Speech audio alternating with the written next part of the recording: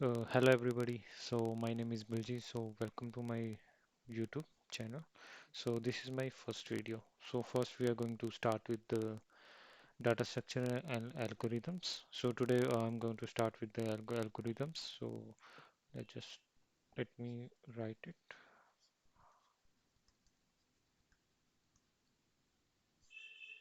So today we are only going to discuss about what is algorithm and its properties. Okay. So what actually a algorithm is. So first is algorithm is a sequence of it is a sequence of finite steps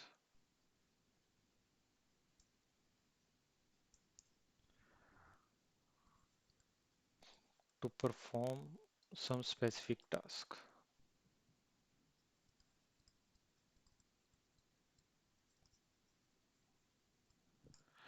So what algorithm actually is, it can be like if you are going to, if there is any problem or you are going to do any kind of work. So we will do that work in a finite number of steps. So that is actually a algorithm. So let me just give you an example. So so mainly like if we want to do the sum of two numbers.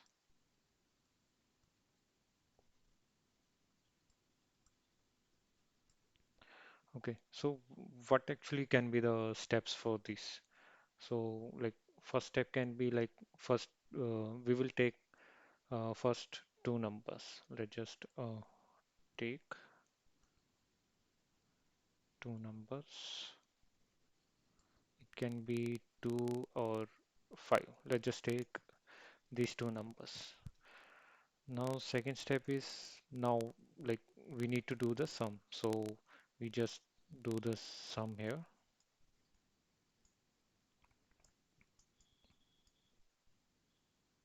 2 plus 5. Now third step can be where we can actually show the result kind of. So what will be the output? Can be output that is equals to 7. So here, so if I write down its properties, that can be properties of algorithm. So first is like a algorithm should terminate after some time. It is not like any if you're trying to solve any problem, it should be it should be finished. That work should be finished in some time. It should not be like goes as an infinity if it is we take as a some program. So first it should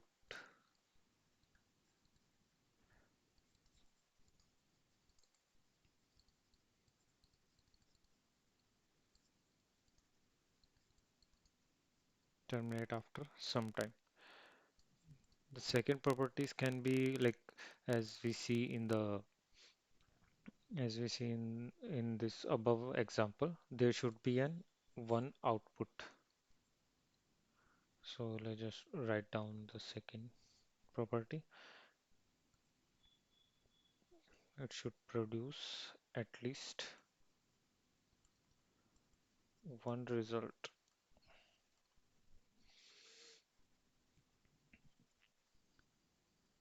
Third is an algorithm. An algorithm should not be dependent on any language.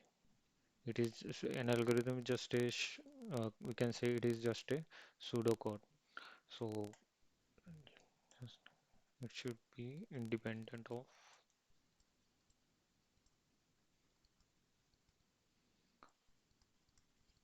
any programming language.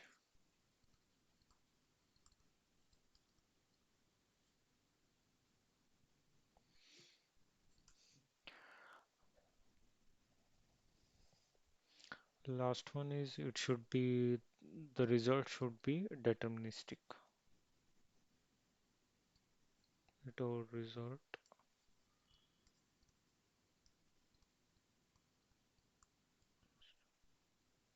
just make it result should be Deterministic. Um, what actually deterministic is like if we do if we write any algorithm, for example, if we like let's we do above the algorithm 2 plus 5 which gives the result 7. So whenever we trying to use that algorithm, maybe if it like tomorrow or some few days, the algorithm or the result, mainly the result should be the same. It should not change. So that is basically the deterministic thing. So there is also some uh, basic steps to construct an algorithms.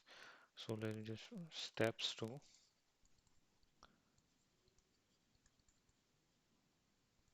construct algorithms. So first is problem definition.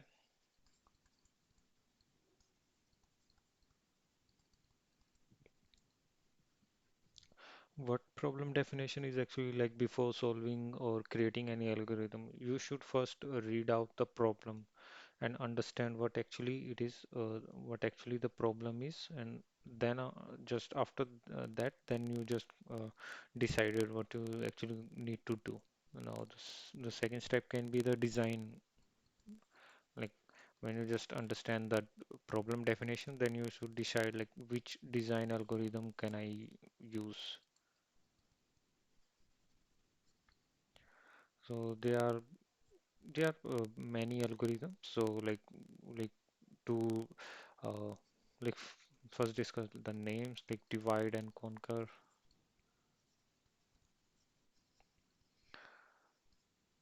greedy algorithms, or dynamic programming.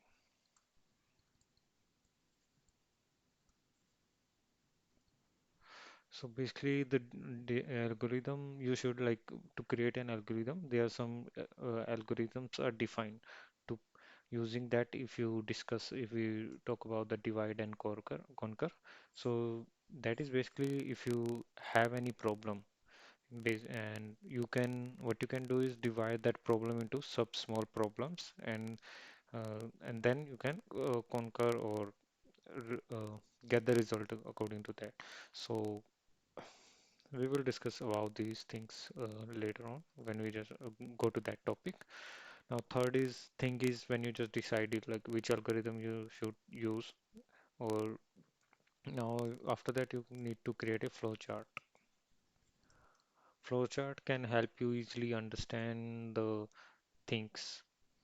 So after you just done creating the flowcharts, then you can you test testing the algorithm.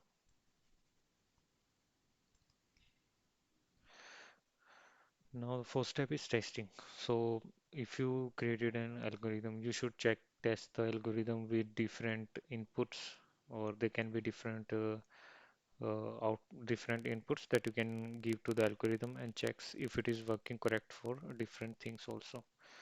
The fifth one is implementation.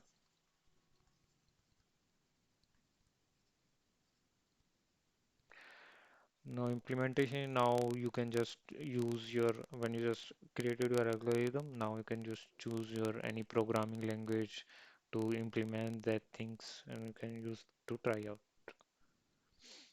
Now six is analysis.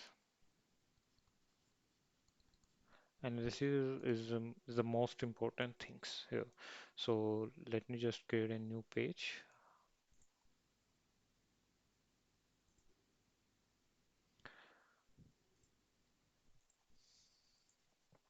Yeah, analysis. So what actually analysis is like just when you just create a algorithm and it runs. So you should also analyze the things like how efficient your algorithm is. So they can be there are mainly two things in the analysis. So let me just there are basically two things. One is time complexity. The second is space complexity.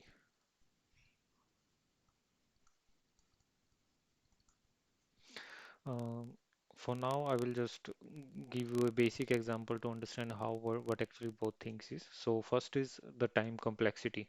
What actually time complexity is, I can just give you one example. You can easily understand just by the example. So for example, you need to do the sum of first 10 natural number.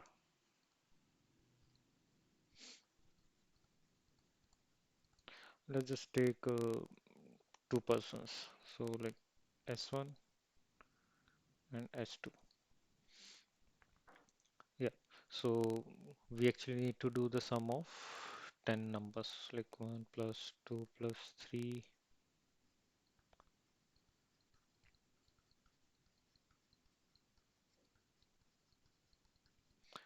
So basically you need to do the sum of 10 numbers. So what S1 will is do that he just uses a for loop. So for example, for now I will just write down the pseudocode. It will not be any code related to any programming language.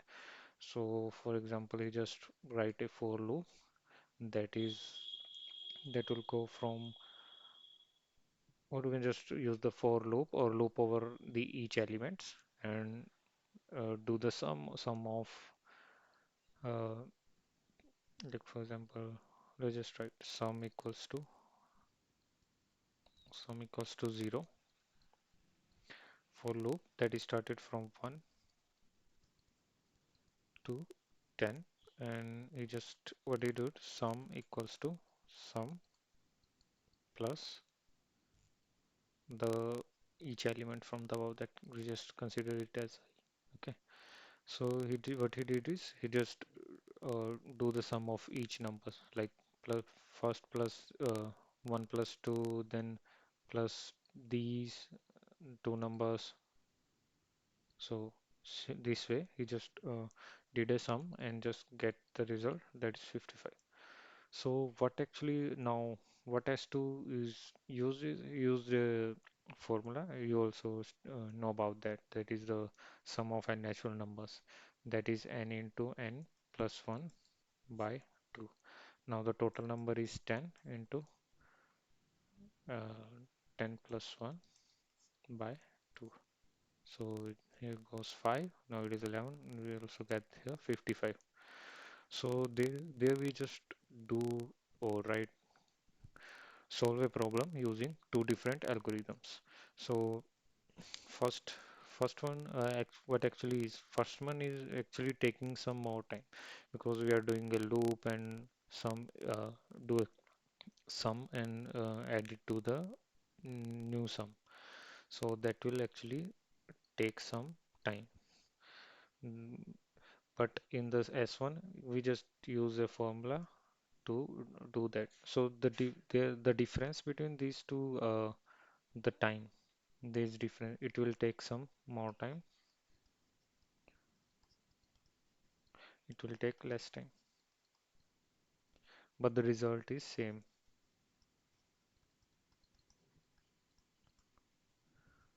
So that is the basically the time complexity.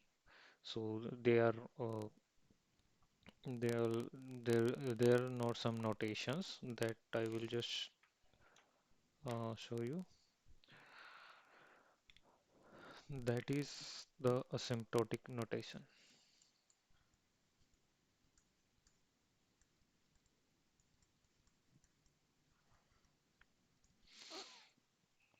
So first one is Biko, second is Omega, that is also third one is Theta.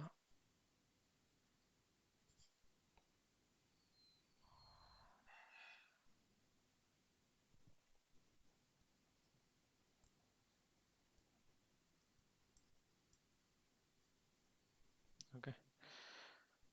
So what is Biko?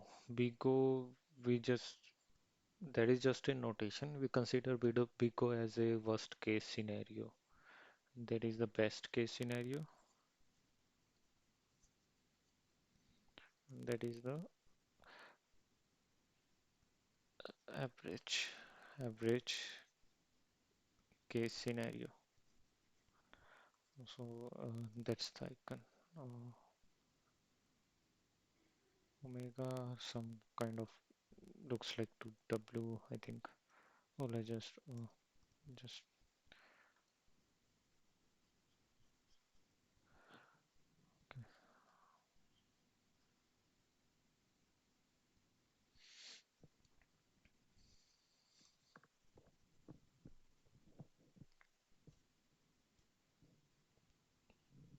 so what is these notations? These notations are you just used to define algorithm or to know about the algorithm complexity and other things.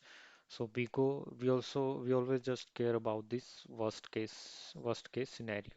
So if our algorithm is best or average, that is good. So if it is worst case, then we need to improve our algorithm. So let's just do one example.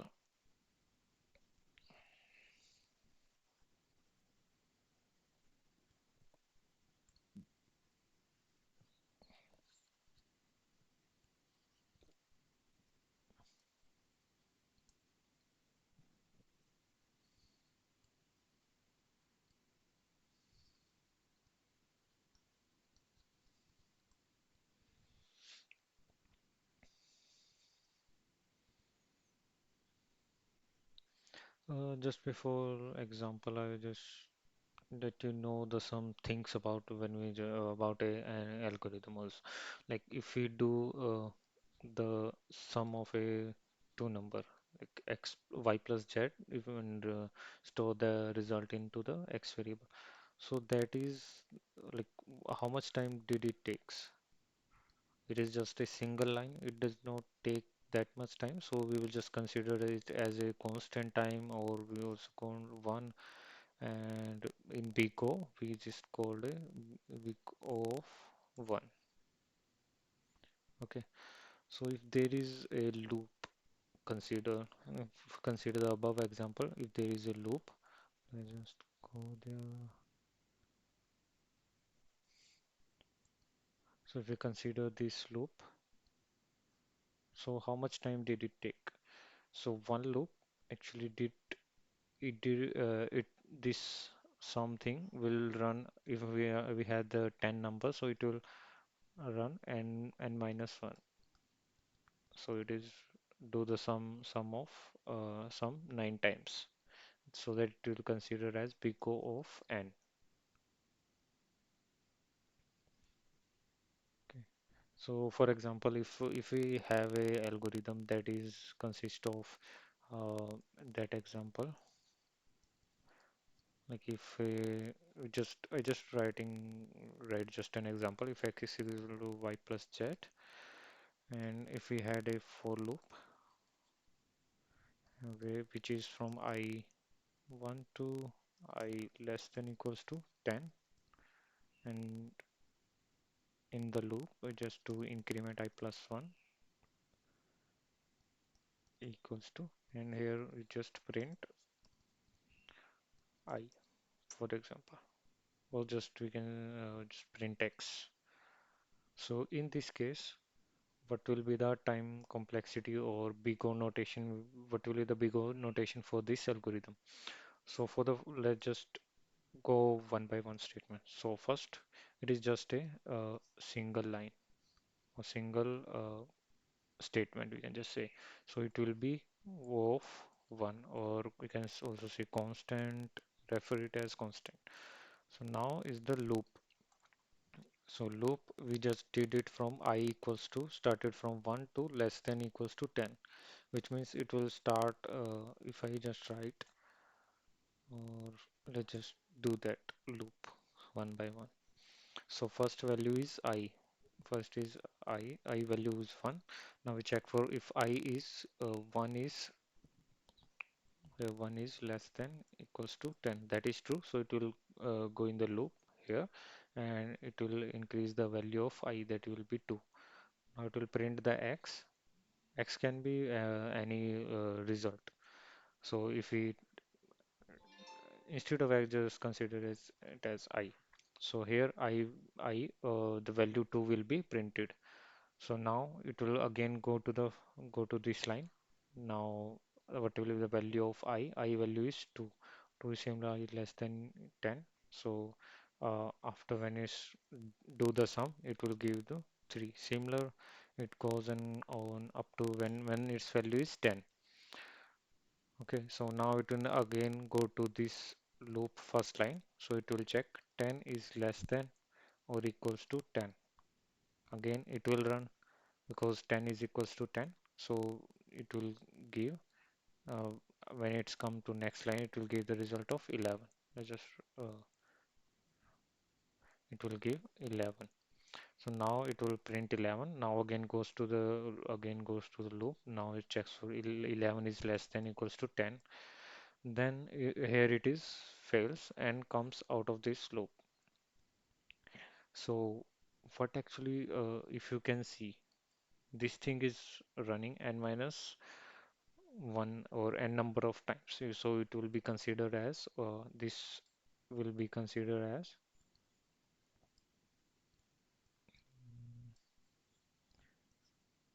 big O of n. So if we combine these two, so it will be big O of n plus big O of 1, or we can say big O of n plus 1. So what actually thing is in Bigo or this algorithm? So what we can do is we can always remove the constant thing. So at last it will just give us O of n. That is the result. So that is the basic things about the what is the algorithm, its properties, and the steps to design an algorithm. So that's it for this video. We will continue later on the next video. Thank you.